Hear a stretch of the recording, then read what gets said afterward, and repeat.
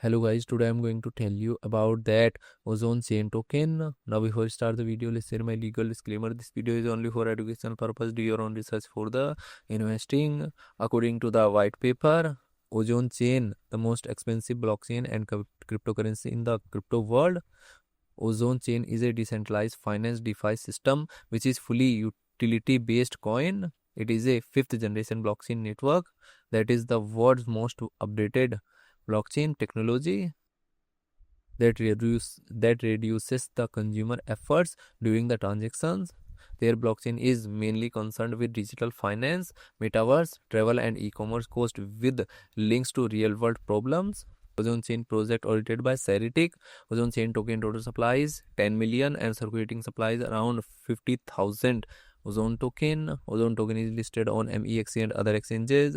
If I share my opinion with you, then this project up to 65% chances is that it is a legit or good project. So guys, don't take my opinion as a financial advice. Do your own research for the investing. Thanks for watching.